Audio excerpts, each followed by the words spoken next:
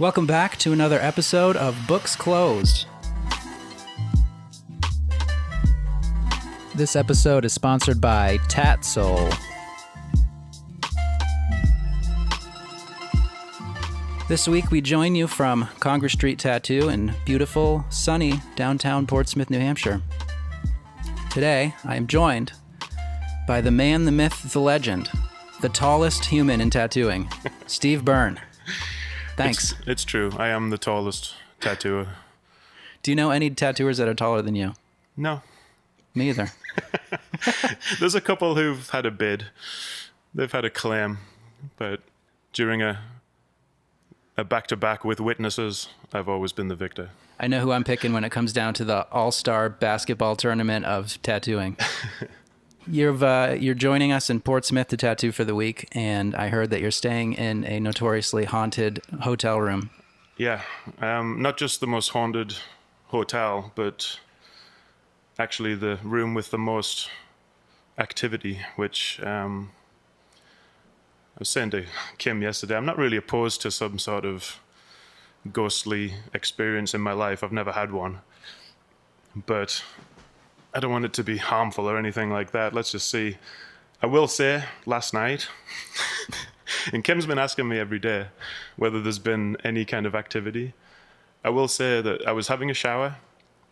I looked at the wall of the shower and it's like a tile.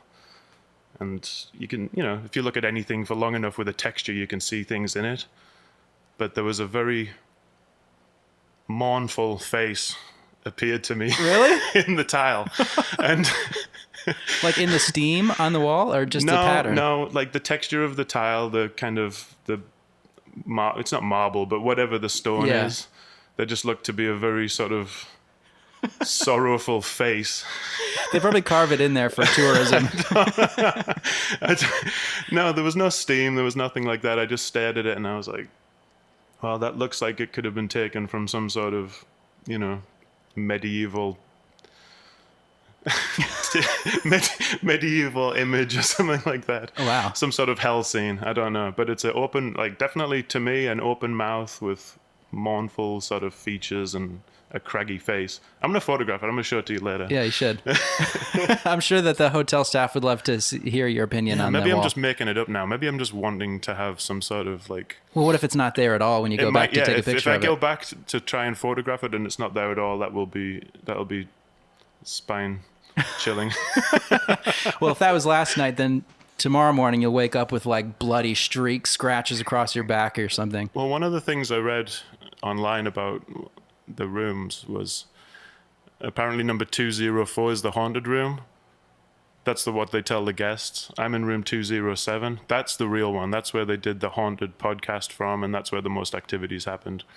Yeah. And it says that guests in that room have claimed that it feels like somebody's touching their hand in their sleep. The doorknob keeps rattling. Things like that. Yeah. The jury's out. We'll wait to hear about what happens. They've got a few more nights there yet, so. Yeah. If your Instagram just goes quiet, we'll all know what happened. This will be your last public appearance. No chance of that. I'm doing a lot of tattoos while I'm here, so hopefully the Instagram will be active. It's kicking. It's been kicking. Yeah, it's good. And to the listeners, I do apologize for any construction noise you hear in the background. The downstairs storefront decided that this morning while we were going to record this podcast, they wanted to totally redo the whole thing. So hopefully that won't be too cumbersome in your ears. Anyway, that's enough about ghosts. This is a tat podcast. And it's a tat podcast where we talk about social media and the internet, as well as technology. So, your use of social media for your work versus social media in your personal life. You don't post pictures of your kids and you don't post pictures of yourself. It's all tattoos. What up with that? Yeah, I resisted Instagram for the longest time. I just thought it was another thing for me to have to worry about and, another job, I suppose, But me and Chad Keplinger were going to Australia several years ago, and he was like, I've got appointments when I'm over there. Have you got any? I was like, no, I've got barely any. No one's even contacted me, There was a few, but very few. I was like, how are you getting appointments? And he was like, oh, there's this thing called Instagram. I just put it out on there that I'm going to be in Australia, and people contacted me immediately, like, oh, I'll get tattooed in Melbourne, Sydney, whatever. So I was like, well, maybe I should get one of these things and use it. And sure enough, I did. And very quickly, I amassed this insane amount of followers. And I don't know if it was just the infancy of Instagram or I don't know. I don't even know what it was, to be honest. But I ended up with like over 200,000 followers. And then it just stopped. And I haven't had an increase for maybe a year at this point.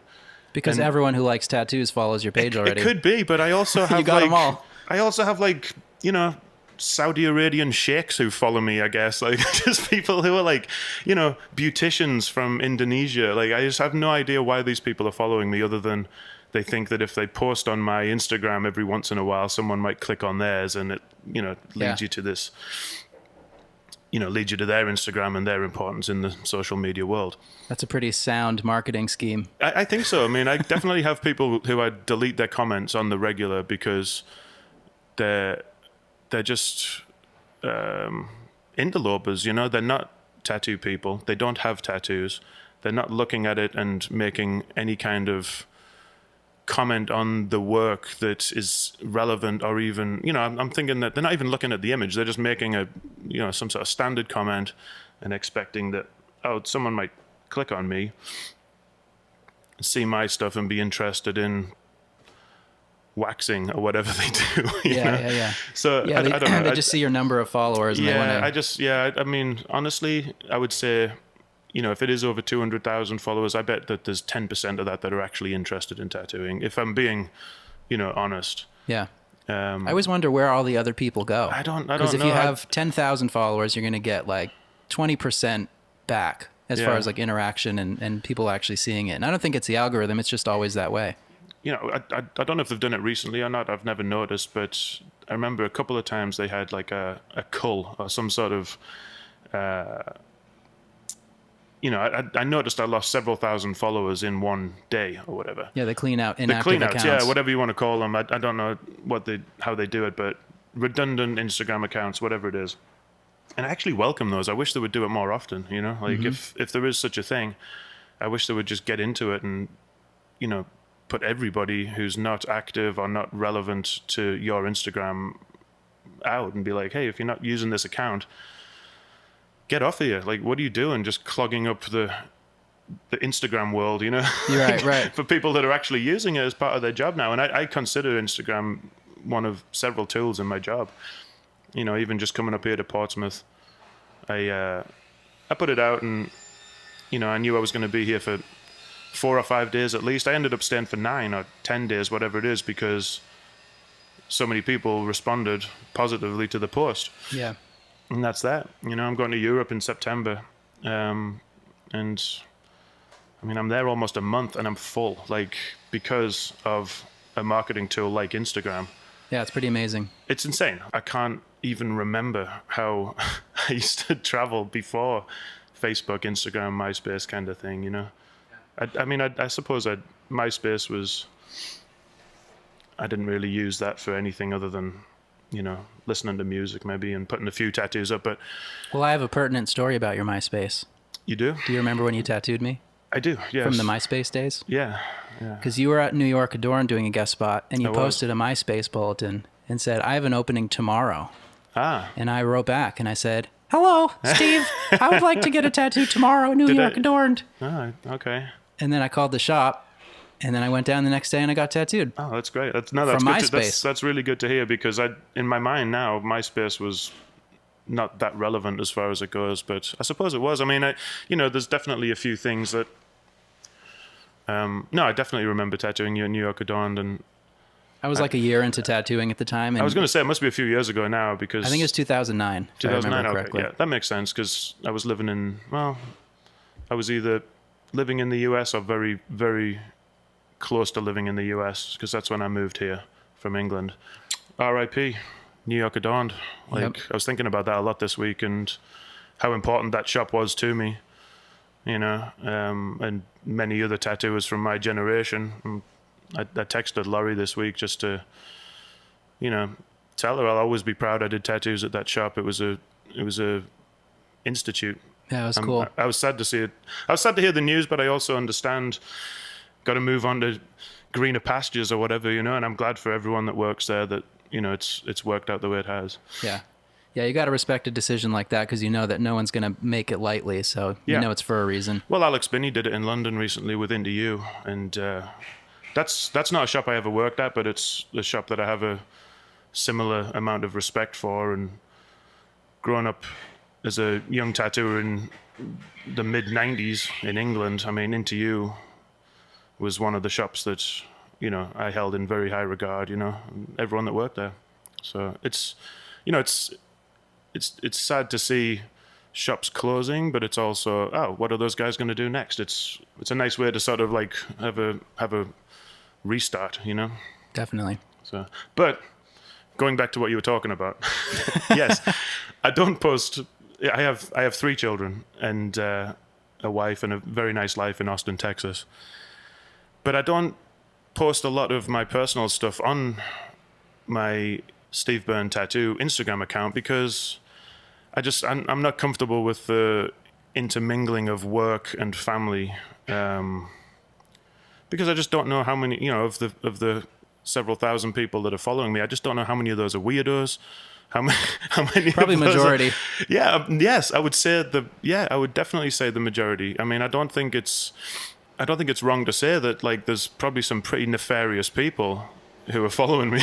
You know? Right. Like, tattooing attracts misfits and weirdos. I love that about tattooing, but yeah, I mean, social media attracts that tenfold, you know? Oh, and big time. It's just... Especially now because it's just everybody is on it.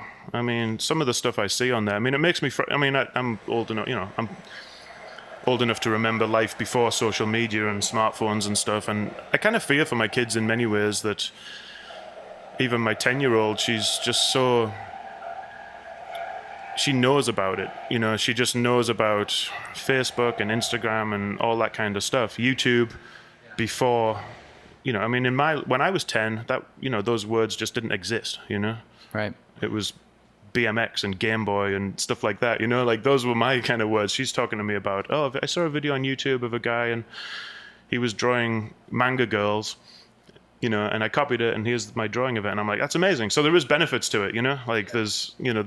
It's just it's so different that you can't relate to it. It's such a different life. Yeah, it really is. And do you think it keeps people inside more, younger kids? Not in my life, not in my family personally, because my wife and I encourage the kids to, I mean, I take them on long walks and, you know, we go out and we do sports and a trampoline in our back garden that's been worth every penny we paid for it, you know, because they're active kids, you know. Yeah. And no broken arms yet? No, thankfully. Good. Fingers crossed. Yeah. God. There's been a few, you know, few teeth busted out, that kind of thing, but nothing, you know, comes with the territory. Scrapes and bruises and stuff, but definitely nothing that didn't happen to me when I was a kid, you know. Sure. But no, not posting stuff about my children on my work Instagram is the reason I have a family Instagram as well, and that's where I post. And most of my siblings, my parents, they all live in the UK still. All my extended family that want to see my life outside of tattooing, they you know, it's an easier way for me to do it with social media than sending out mass texts and stuff like that every week, you know, when we're doing something that I've photographed. Right. So it makes sense because you might be someone who's sharing more personal stuff because your family's away, and you definitely don't want to put that out to everybody. Yeah, I don't personally see the benefit of that unless it's getting to the people that actually know you and then actually want to see it. Actually want to see it, yeah, you know, like instances where I'm like, why would you put, you know, I'm looking at my friend, I'm not naming names, but no, let's not do that. Like, I shouldn't go down any kind of avenue about, you know, anyone posting photos of their kids. I just don't want to do it personally because I just feel like I'm giving away too much of my life to a world that I don't know, like people and personalities that don't, they shouldn't be seeing that, you know, like it's none of their business. Tattoos that I do, I want to put that out there. I want, you know, I post on my Instagram as a way to get people in the shop, not just for me, but also, there might be an interest in the shop. And I think a big reason... I don't know how much of that's going to be... Oh, yeah, we can definitely hear it a little bit, but I think you're loud enough over it where it... Good. I'm trying to like raise my voice. I don't sort of project myself so much normally, but I feel like I had to just then. So people who post it... Yeah, exactly. I'm not this loud booming person, but...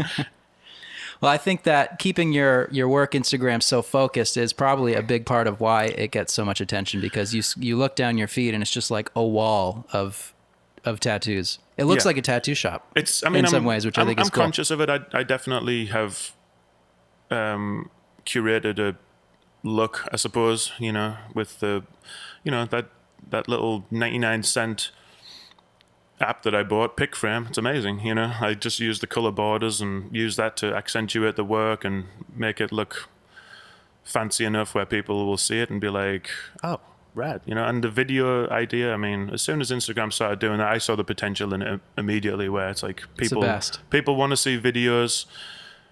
I'd notice the views are through the roof, the comments are through the roof on videos. Mm-hmm. I'll post a pic and it's like 200 views, 200 likes or whatever, and I'm like, well, whatever. Like I'm using that more as my portfolio at this point.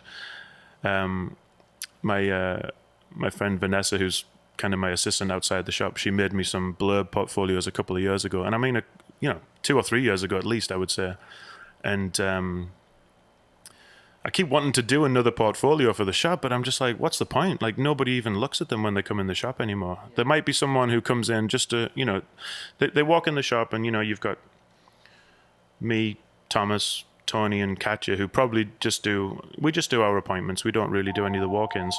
But then you've got, the other 3 guys, and they just, if we like, oh, Keenan's going to do that, or Bobby, or Donnie is going to do that, they go and they check their portfolio really fast, really quick, just to be like, oh, they can do it. Okay. All right. Yep. They've done tattoos before. I can see that they've got like a little bit of experience or whatever. It's a pretty serious crowd that comes into Rock of Ages. And I like that about the shop, is it's a good mix of high-end custom work and then street walk-ins, so we get a good mixed crowd in there. That's really ideal to get the full power of a shop, to be at that level where people are really looking for everyone who's there. Yeah, there's a wide, sort of spectrum of styles in the shop as well, Yeah. I suppose I've had several people tell me, like, just over the last couple of years, like, wow, like, you guys have got the best shop. And I'm like, oh, I think that. I'm glad to hear that, people are out there thinking that as well. And I don't think it's the best shop. To say anything's the best is ridiculous, but I just like the fact that it's associated, that Rock of Ages is associated with the best shops, like that's something I'm very proud of, and with a large internet following. With or without the help of Instagram. That's what sorry, that should have been the last thing that I said there. I know that was my point. Right. So when you have a large following like you do you get a lot of weird requests? Not tattoos, but like outside of tattooing for other things? Not really. If I'll get the occasional direct message that is, I love your work, I love your style, I think what you do is great. Can you do this Celtic knot on my son's chest, and how much will it be? I'm like, or something like that. Yeah. And it just makes no sense to me. Of course I can do that tattoo, and I will, but what you were just saying about scrolling through my Instagram feed, if that's your reference, if that's where you're going to check out my work, what did you see in the last 500 posts I made that made you think that I was the best person to do this tattoo that's completely out of my... Well, if they really like your work so much, why do they want the Celtic knot from you? Exactly. It doesn't make sense. I'm not a script person. I'm not really the type of person that, people come to for that. I've got a couple of guys in my shop who are amazing at that. I'll always, if I get people coming in who are like, oh, I know your wife, I know your friend or whatever, they said they should come down here and find you. And I'm like, oh, cool. Like, what do you want to get? I want to get, like, life is a dream tattooed across my collarbone. I'm like, as much as I want to do that for you, I'm going to put you with one of my other guys who's going to do a much better job of it, than I am. Yeah. But that's also one of the good things about working with Tony is that he's such a good all-rounder as far as that goes. Tony would crush that tattoo, like with his eyes closed. I'd be like, do I really want to do this? Like, why am I, I'd struggle with something like that at this point because I'm lucky enough that, people come to me and they're like, just do what you want, And sometimes that can be a problem too because what I want to do is, they really want something pretty simple, but they're like, do what you want. And then I draw something fucking insane. And I see it in their face and I'm like, look, I'm not pushing you in any direction, but this is cool. And I definitely wouldn't want somebody to get something they weren't comfortable with, but more often than not, when they step outside of what they think is what they want and what I draw for them, they're very happy. Have you had times where people are like, ooh? Well, yes, I have. I mean, and at least, there's no pressure to ever get tattooed from me, like in that situation. If I've drawn something straight on you and I always tell people, check it out in the mirror at this very early stage. Make sure that the size and the coverage and the style is something that you're into. And if it is, we'll refine it and we'll tattoo it. More often, I can't remember the last time I had someone look in the mirror with a Sharpie sketch on their arm or chest or whatever and be like, no, that's not what I was thinking at all. And yeah, I think at this point, people, the people that I'm attracting they're pretty trusting of stuff because Instagram, you come back to it, you see how much I post on there, how much I use that as a way to get past that boundary of trust, because if you follow me for even a couple of months, you're probably going to see like a couple of dozen posts and they're like, oh, well, this guy tattoos a lot. It's clean and cool looking. If I say so myself. I would agree. And, that first hurdle's gone, that trust, that kind of like, that hurdle of like getting into the shop, looking through a portfolio, talking to the person. It's like you've done that all in your bedroom the night before when you're trying to decide what you want in your appointment with me the next day, and you've screen grabbed 5 or 6 things. Like, I want this, I like this, and this. Just go wild and do a combination of all of those things. And I'm stoked that people come to me like that. And that's really, I could tattoo, palm-sized tattoos like that for the rest of my life. I would be totally happy with that being my career, because it's just fun every day, Well, we're going to take a quick break, and we'll be right back. This week's episode is sponsored by TatSoul, providing tattoo supplies and furniture to the professional tattoo artist. You can check them out at www.tatsoul.com and on Instagram @tatsoul.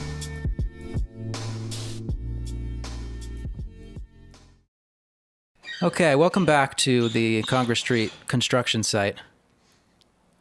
The work's coming along really great out there, if you're wondering. Let's speak over the hammers and the drills. And I wanted to ask you about your process as of late. It seems that you are drawing on all or most of the tattoos you do directly. Yeah, probably the most fun I've ever had tattooing.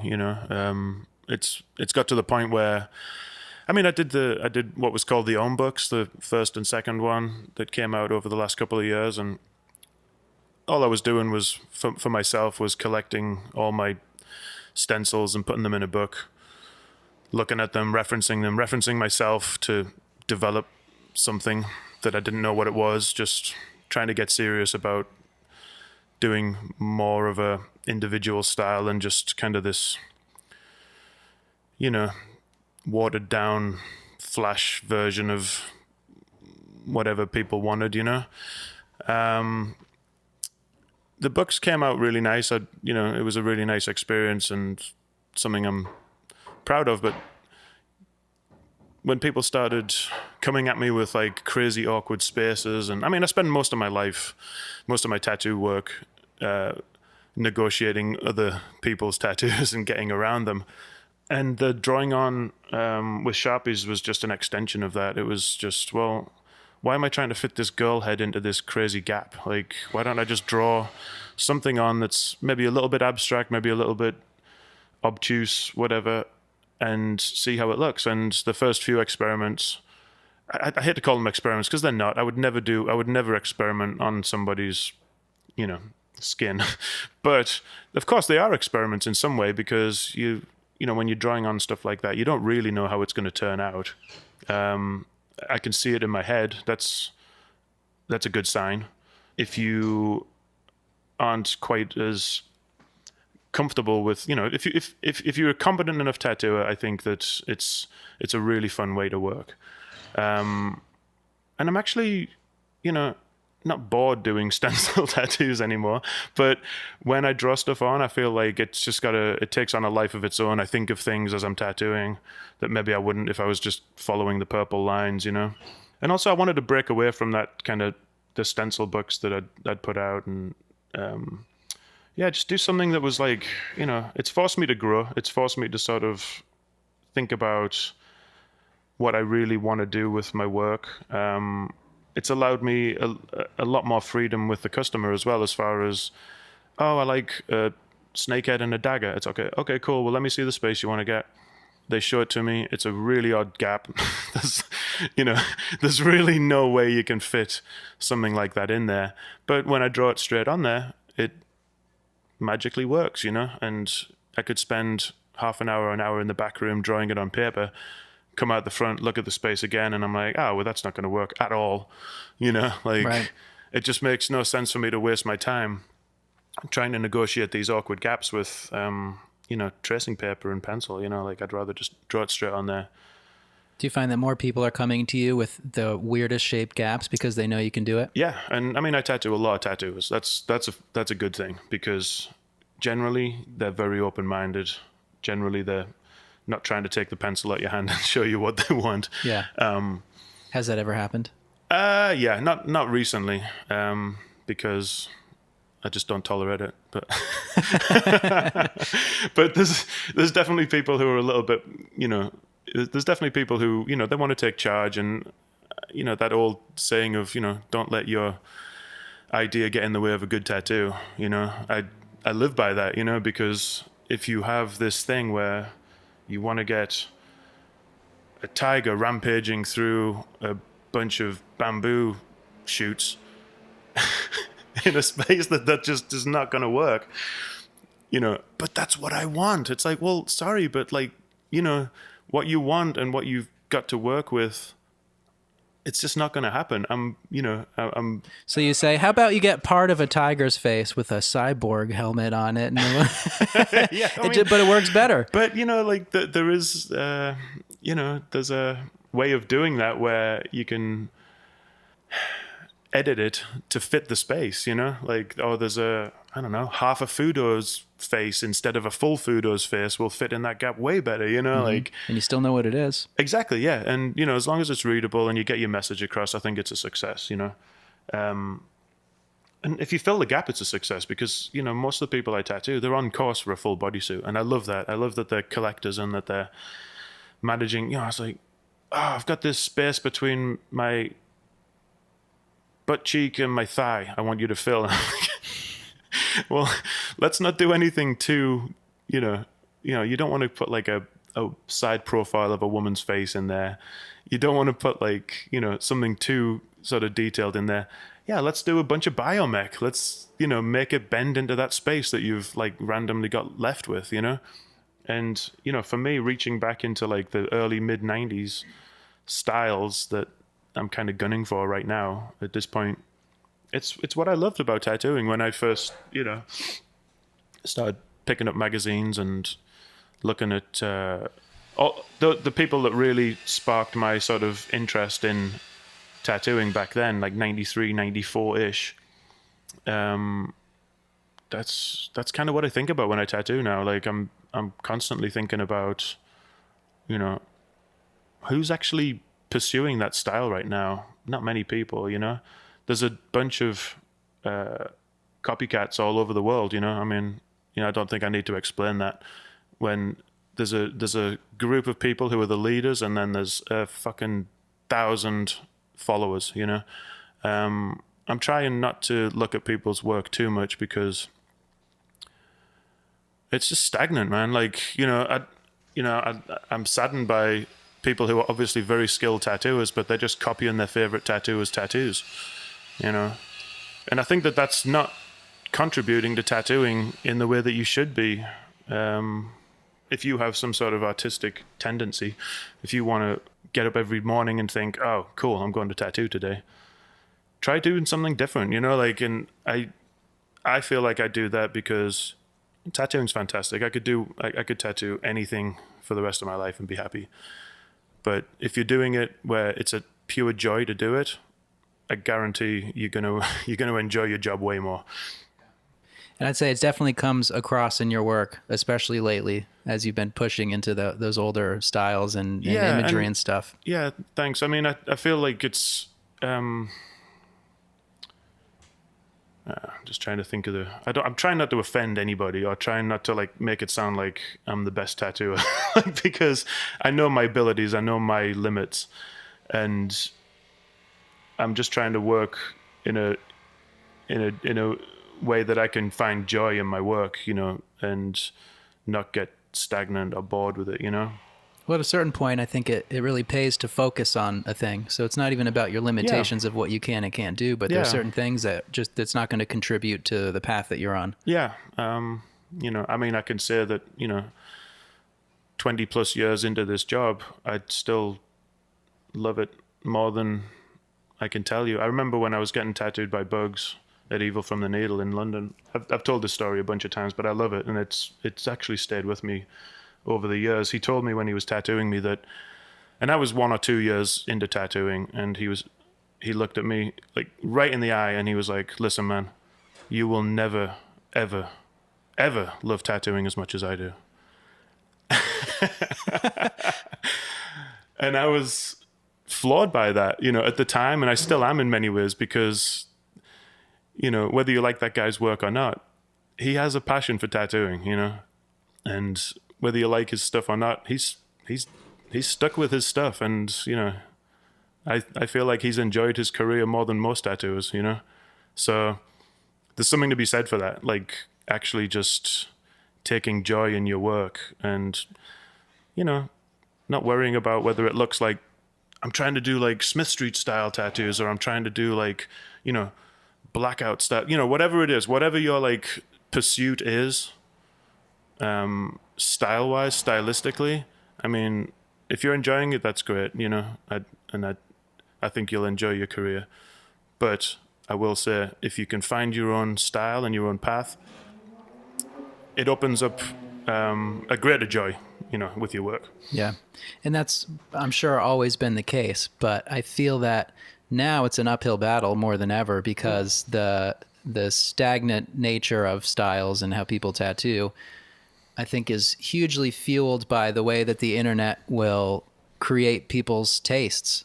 And people just see that stuff, you know, the common things, and that's all that they want. So it's so easy to just go with the flow. No, I agree completely. I think there's people who want a cool eagle or a cool like dagger, but they've seen that people just outline it and do the most minimal amount of black shading in it now, and they think that that's a tattoo. Well, it hurts less. It hurts less, and it takes like, you know, a third of the time to do probably. And it should be cheaper, but it's probably three times as expensive. It should be cheaper, but it's more expensive because, you know, the people that are doing that seem to be concentrated in, you know, the cities that cost the most to live. And who knows? Like, who knows where that style developed from? Whether it's like, you know, you've leafed through too many Russian prison tattoo encyclopedias or whatever. I think it's just that so many people want to get tattooed now, but they don't really want tattoos, so it's the least committal thing to get, and that just has fueled the whole style. Yeah, I mean, you can laser that thing off in one pass, probably. Yeah. You know, there's some brutal stuff going on out there as well that's fashionable, that's for sure. There's some people who are the opposite end of the spectrum. They're like just blacking out their, you know, entire neck. I've heard of that, yeah. Or whatever. Because, you know, they're trying to get a leg up, you know, and like, I'm the most extreme person out there, and I've never really been into extremes. I don't even have my own neck tattooed, you know, like that might be a thing that if I'd done when I was 20, I would be really into still. But I never did. And the older I get, I'm 40 next month. Like, the last thing on my mind is getting my neck tattooed. Like, it's not even on my radar at this point, Yeah. And especially with I walked down the street here. I'm in Portsmouth, New Hampshire. I walked down the street this morning to get a coffee before this, and I saw like 3 or 4 sleeves. I mean, like, that to me, right? I mean, I'm not that I'm knocking Portsmouth, New Hampshire, but I would have expected that in Austin, Texas, or San Francisco or New York or somewhere like that. But tattooing is out in the open. It's like, I mean, I hate the word mandala right now because it's made it into the general population's vocabulary when they walk into a tattoo shop and you get some customer walking in, they're like, I want a mandala. And they don't really know what they're asking for. Like, they think, and then they show you what they think a mandala is on their phone, and it's like some mix of a dream catcher and maybe has like some slight line work that represents a mandala. But it's an absolute chore drawing for those people because they've seen 7 or 8 images, and whatever you draw for them, it might not be as good as the perfect thing that they found on Pinterest. Thankfully, I'm out of that realm a little bit, and I don't have to deal with it too much, but I feel sorry for the generation of tattooers that have to deal with that, because it's gonna kill your spirit a little bit, Like, I feel like it is. It goes back to what I was talking about a moment ago. I think the grind of, I mean, I'm kind of speaking to tattooers at this point, but like, the grind of a tattoo shop can be a lot to deal with without that kind of stuff going on as well. So when you add that into the mix, I mean, tattooing might not seem as appealing as, it did when you first started. Well, how would you suggest that maybe a tattooer more up and coming, not someone who has the trust of a lot of customers to really forge a path of their own, what do you think that they can do to combat that? Is it just in how we perceive it and how we take it and deal with it, or is it more on the customers that we can I mean, suggest? I can only speak for my own experience, but, you just have to be... You have to just treat people with respect and honesty and direct them in a way that is good for them. If you get to be happy with the tattoo you do for somebody, I think that's a bonus. I think the customer's experience is paramount. It's the most important thing. They're paying you for a service, and that's that. It's a skill in itself to kind of get people to get on board with your idea. I'm not trying to pull the wool over anyone's eyes. I'm trying to do what's best for the customer with what they're asking for. I'm not trying to let's tattoo your forehead, bro. Like, no, like, I don't want to do anything like that unless somebody is coming in asking for, I'm not trying to be extreme with people.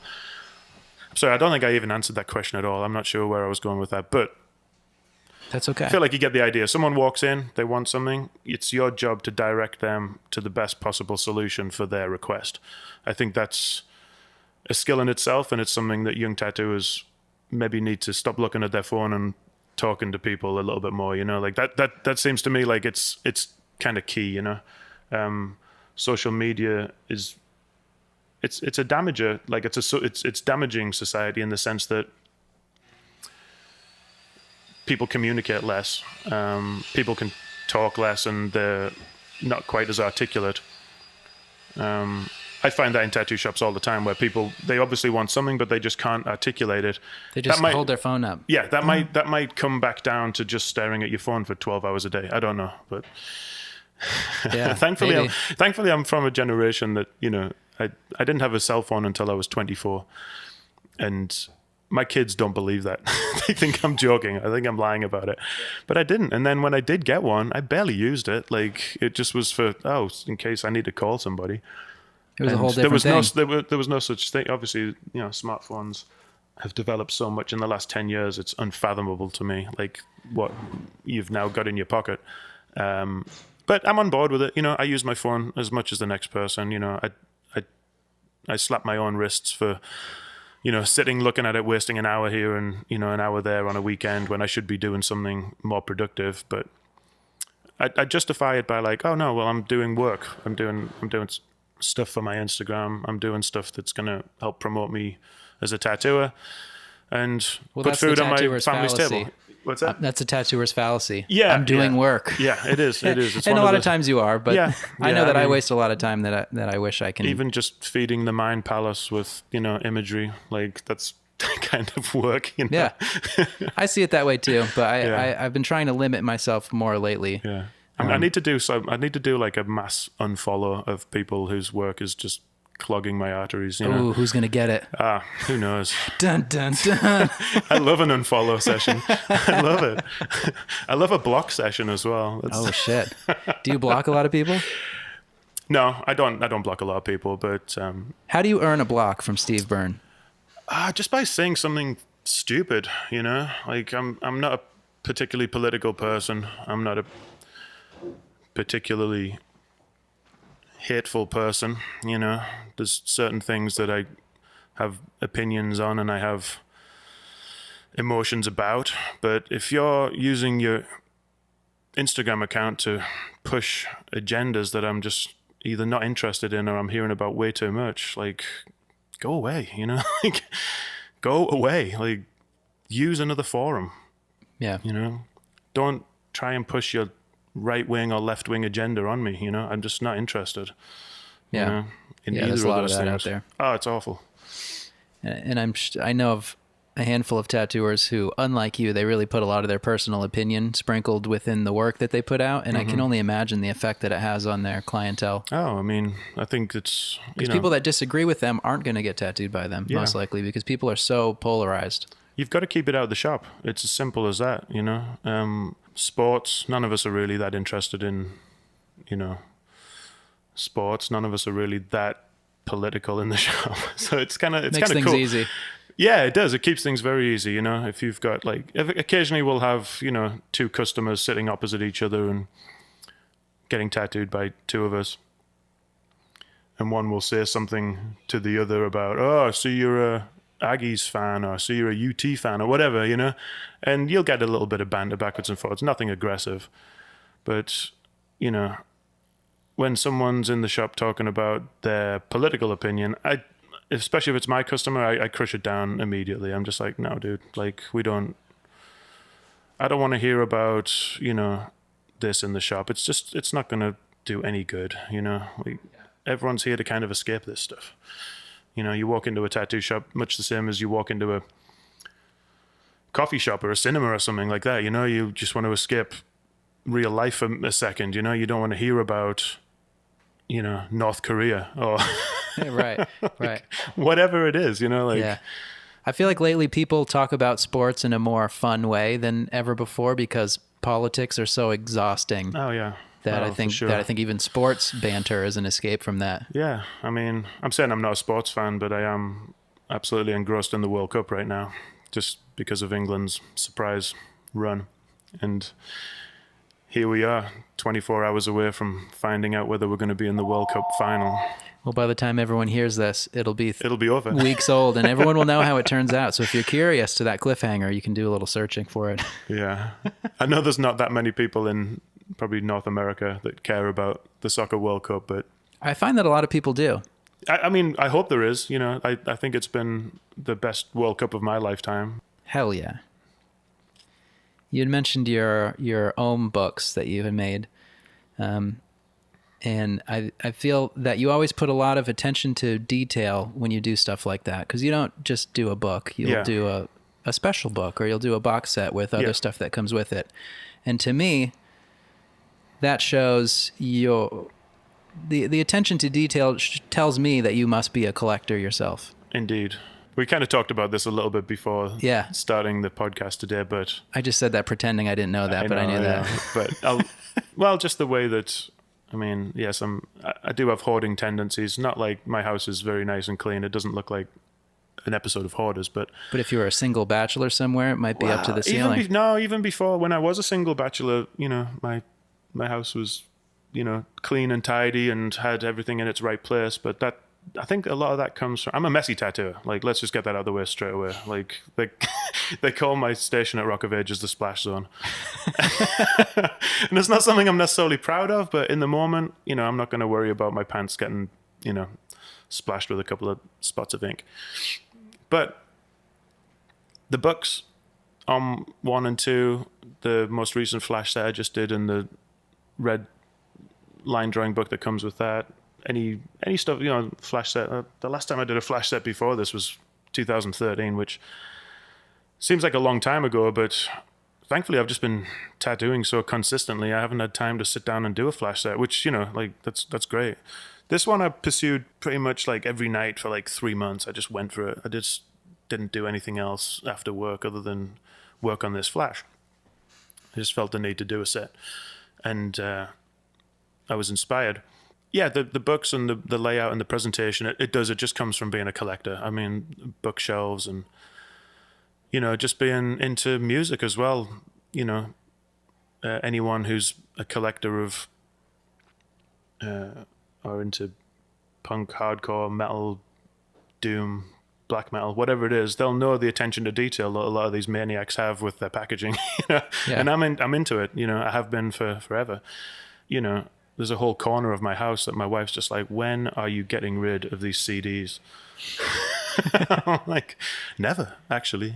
Do you even have a CD player anymore? No, I don't even own a CD player. Right. So I don't own a record player. I don't own a CD player. All my music comes through Spotify or Sonos. I barely buy music anymore, but it doesn't stop me from having collected music for 25 plus years or whatever. And it's kind of sad in a way, but I've got more things I need to put my. I can't really justify going out and spending $200 at the record store anymore. Put it that way, Whereas I used to do that when I was 20 and not even 25 or whatever, not even think about it. Now it's like, I could probably do something more for my. My kids need that money more than I do. I'll need that the new pair of shoes more than I need a new record or whatever. So. It's one of those things. It just comes with getting a little bit older. But, the packaging situation, yeah, definitely. There was nothing I enjoyed more than getting a book or a CD or an LP or whatever it was and sitting and opening it up and just like, oh, cool. Like, look at the way that they did this and look at the way that they did that, And that's resonated with me to the point where whenever I do anything creative myself outside of tattooing, or outside of actually like on skin, I want to make it the nicest thing I can possibly do. And if that means eating into the profit of this project, then so be it. I just want it to be cool, Yeah, I think it goes a long way, and it makes people more apt to probably make sure to collect all of your things that you put out too. Yeah, because I try and limit it as well. There's definitely... it surprises me sometimes when I announce something and it sells really well, and then... when you put like a lot of effort into something, I think people appreciate that. But then you'll do another project and it won't sell quite as well, and you're like, well, I wonder what people did see or didn't see in that caused it to be a success or a failure. I mean, nothing's a failure as long as it pays for itself, and that's all. I'm not trying to make a profit from these things. It's my job is, I tattoo. I don't need to make a profit off selling books and flash to people, but it is nice when it's a success and I can do the next project with the money that I make from it, Yeah. Before we finish, I would be, I don't know the word. I'd be very regretful if I didn't ask you about, you recently tattooed Kesha, I saw on your page. I did. And I'm not as much interested in that actually as I am in the response that you may have gotten from that. Because you put up a post where you said, here's all the info for people who have asked. Did you get a ton of messages from like celebrity followers? I did. I mean, people who are just, celebrity kind of, they're obsessed with celebrity or whatever it is. I mean, honestly, first of all, I'd just like to say she was absolutely lovely. And whatever you think about her music or her personality or her celebrity, I don't know anything about her other than the fact that I tattooed her and she was very, very nice. It was a walk-in. It wasn't even, I've actually tattooed her boyfriend a couple of times, and he came by, wondered if he could get a walk-in that day. Just something small. And I was like, yeah, sure, And then I didn't even know he was dating Kesha. She came in the shop. She wanted to get tattooed too, and I actually didn't even know who she was. I did not know who she was. You don't collect her music? No, I mean, I just, I'm out of the... my wife would have known who she was the second she walked in. I did not. I actually saw her hand tattoo from Derek Snodgrass. And that was familiar. I was like, where have I seen that before? You know, like, and anyway, the boyfriend, his name's Brad, very cool guy. He's covered in cool tattoos. He was like, oh yeah, we're on tour, blah, blah, blah. And I'm like, oh, cool. You're just like driving across Texas or whatever, you know? And I knew they were from California. He's like, no, this is Kesha. She's on tour with Macklemore right now. Like, No big deal. Wow, okay. Well, I know those names for sure. Yeah. But that just comes from having, you know, it's on the periphery. I don't really pay much attention to that kind of stuff. Anyway, very, very nice. But I tattooed her. My wife and her girlfriends went to the show the next night. I abstained. As much as I would like to have gone, I had tattoos to do, and just moving them around would have been a nightmare. And then, she posted on her Instagram, which has about 2 million followers, that she got tattooed by me, and she got tattooed at Rock of Ages. I check in on the Rock of Ages Instagram every once in a while. I don't think there was many messages there, if any at all, actually. I got probably 40 to 50 direct messages that night from people with some very elaborate questions and some very simple questions. Things like, did you really tattoo Kesha? Which I had to be like, yes, I really did tattoo Kesha. What did she get? Where is it on her body? What does it mean? You know, just like, you know, there was so many of them, it was difficult. And, you know, multiple questions, roughly the same sort of thing. So I just felt like I can't be sitting here DMing all these people back who have, you know, no real interest in tattoos at all. They just want to know their favorite celebrities' reasons and have some sort of, you know, thing with me for having touched her. Well, that's for a few weird. minutes, Do you get a sense that these were just curious people, like fans of hers, or were they reporter type people who? No, I don't think there was any reporters. I mean, if there was, I didn't get that at all. But I certainly haven't had any media people reach out to me and ask about it. But no, she was. So I just decided to put a post together. This is the coolest part, which made me realize she was really down to earth. She was like, "I want you to come with your wife and friends to the show tomorrow." I was like, "Okay, cool. Well, can I get a contact number for your agent or will call or whatever it's going to be?" She's like, "No, here." And she gave me she gave me her cell phone number, and we texted for about 48 hours, you know, after I tattooed her, about what she wants to get next. Next time she's in town, what she wants to, you know, what she wants to do if I'm ever in California, tattoo wise. Which I thought that was really cool and down to earth of her. And I actually asked her, I was like, "Hey, is it okay if I, you know, put this post out, because I've been flooded with DMs regarding the tattoo." She was very cool about it. She was like, "Yeah, you can put whatever you want online. I don't care." And so I did. I just gave like a general sort of Q&A, you know, that hopefully covered everything and got everyone's celebrity questions out of the way. And I'm not used to that. I don't tattoo celebrities particularly. You know, I don't think, you know, if I have, it doesn't really register who they are. There's been celebrities in and out of the shop. I'm not on a quest to tattoo celebrities at all. Like, I think... Isn't it weird when people make a career on just tattooing celebrities and you never even actually see their work, but you know that they tattooed this person and that person? Yeah, I mean, I don't even see the benefit of it really, other than, you know, I don't know, are people charging more money to, you know, for tattooing The Rock or whatever, you know? Like, I don't know. I mean, are they? Or David Beckham or whoever? Like, I don't think they are. I mean... Well, they should be. I mean, if there's any side effect to being that kind of person, I don't know what other... Maybe it's just an ego thing. Yeah. I saw this one dude in New York. Me and Thomas were watching his Instagram as he was tattooing all of the actors from Avengers Infinity War. He was tattooing them. And we were all like, wow, that's actually kind of cool, you know? Like, they'd all just dropped into his shop in New York and got tattooed by him. It was like Robert Downey Jr. and Scarlett Johansson all in the shop getting tattooed at the same time. That was kind of rad. I wouldn't have minded that happening. But beyond that, like, I really have no interest in the celebrities that I have tattooed, or, you know, minor celebrities, I suppose. they're nice people and everything. There's really no benefit in tattooing them beyond the benefit of tattooing anyone. People were like, "Did you charge Kesha?" I'm like, "Yeah, of course I charged Kesha. Are you kidding me?" Like, Yeah. you know, took up like an hour of my evening. Of course, you know, like drawing it and tattooing it. Like, of course I charged her. Why wouldn't I? Yeah. Just I mean, another I know customer. that celebrities do expect, or maybe at this point expect, things to be free in their world, but you know, short of it being like maybe a friend's wife or girlfriend or a friend, I'm not gonna, you know, I'm gonna charge anyone who comes to get tattooed by me. You know, As you should. yeah. Because once you cross that line, it's a dangerous place to be.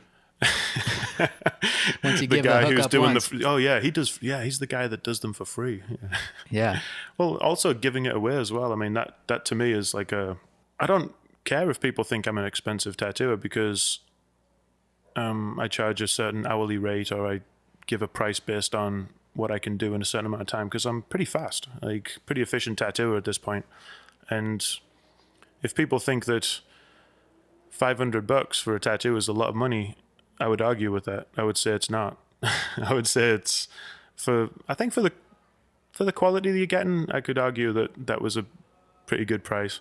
But there is definitely this thing of like, oh, you know, do you ever, you know, $80? What? Like, I'm like, dude, like $80 is really nothing, you know? Like you probably spend that on coffee a week. Yeah. You know? Well, it's just compared to whatever notion they have of what tattoos should cost. So Yes. Yeah. it's hard to know where people are at. Well, we were talking about this yesterday about somebody who their father was annoyed at the cost of a tattoo because his 1970s prices weren't the same as they are right now, you know? It's like if you paid $40 for a tattoo in 1970, that's the same as paying $200 or more for a tattoo right now. Has to be. Yeah, the taxes on his house are twice as high. His gas Yeah. price is three Yeah. times as high. I don't know why tattooing is exempt from that because I hear it all the time. Or even if a t-shirt in the shop, we charge like 20 or $25 for a t-shirt in the shop, depending on, you know, how much it costs for us to produce. Yeah, people lose their minds. They're like, why isn't it just $10? You know, and I'm like, because it's not it cost us that 92? to make it. You know? Yeah. Are you kidding me? You know, like look at that. It's got like 3 screens on the front, 1 on the sleeve, and 2 on the back. Like, how much do you think that you know, American Apparel T-shirt cost to make? Like, Yeah. it was more than you think. You know, Mm-hmm. I mean, if you're making, you know, if you're going to a concert and you're paying like. This is the thing I don't understand. Again, I don't just understand why tattooing seems to be exempt from what people think they should be paying. I bought tickets to see Jawbreaker, which I'm missing because I'm up here. Sorry, bro. It was $100 for 2 tickets to see a band to see Jawbreaker. I was like, all right, well, kind of, you know, feel like that's a lot of money, you know, but it's not. Like, I mean, Yeah. they're a band who can command that kind of fee for their performance, I suppose, you know? Well, I guess that could be a relative experience for you because you remember a band like Jawbreaker and you think, you know, I saw them for this much at this time. So Yeah. now when you're spending 100, it's the same thing for people who haven't been tattooed in 10 years. And Exactly, yeah. Also just, yeah, no, that's, yeah, you made the point exactly there. You know, I was used to paying, you know, £4 to see, you know, 6 bands. Right. When I was 18, Yeah. you know. Or, I mean, I'm privileged now in the sense that, you know, I work with, you know, Tony Hundle, the mayor of Austin. So I can't remember the last time I paid to get into a show, to be honest. Yeah. So, you know, he can hook it up, you know. Despite my accent, I live in the center of Texas and love it there. So please come and visit me there. My books are actually never closed. Oh, that's an important thing to point out. I'm wondering if people are going to be posting that they've been on the show and it says books closed and people are like, oh, fuck, I was going to get tattooed. And then I'm just ruining your flow. No, please don't associate my participation in this podcast with the fact that my books are closed. They are not. Fair enough.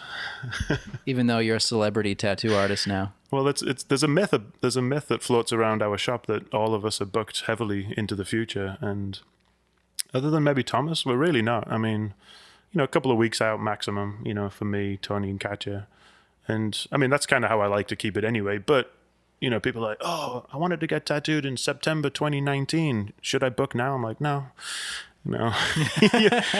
you're good for another like 6 months to a year. Just contact me when you know the dates you're actually going to be in Austin. Yeah, I think that's a common myth for a lot of It is, more followed tattooers. Yeah, So. well, certainly in recent years, I think there was definitely a time where, I mean, even myself, actually, when I lived in the UK, I had my shop in Leeds in England. And I think at one point I was about 8 months out, which was overwhelming. It was too much, really, and I wouldn't want to return to that kind of thing. I was doing 12 years in that city at that point. So when you're anywhere for a good amount of time, and there was very few tattoo shops in that city at that time as well, you're going to get a lot of work coming your way. That's a city of like 1 million people probably, and when I worked there was like 6 tattoo shops. It's great.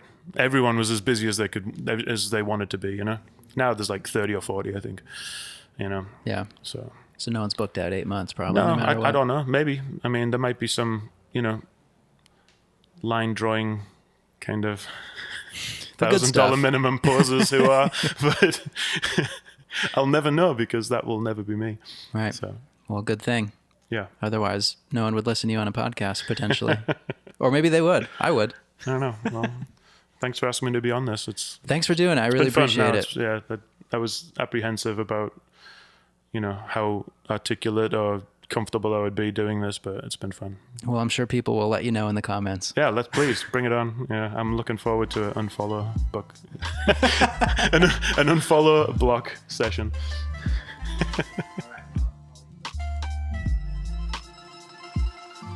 Another thank you to this week's sponsor, TatSoul, and to our guest, Steve Byrne. You can follow him on Instagram at Steve_Byrne_tattoo. And also check out his shop, Rock of Ages in Austin, Texas, on Instagram at Rock of Ages Tattoo. You can follow me on Instagram at Andrew Stortz. If you like this show, please give a rating or a review on iTunes or wherever you listen to it. You can check out all the additional information about this show on our website, booksclosedpodcast.com, which includes show notes and videos. We've also got a voicemail line now where you can call in and leave a comment or a question that can be played in future shows. So give it a call, 857-444-0662. Just do it, it'll be fun. We can pretend we're on the radio even though we're not. So let's circle back here next week, same time, same place, and we'll have a new episode. Goodbye now.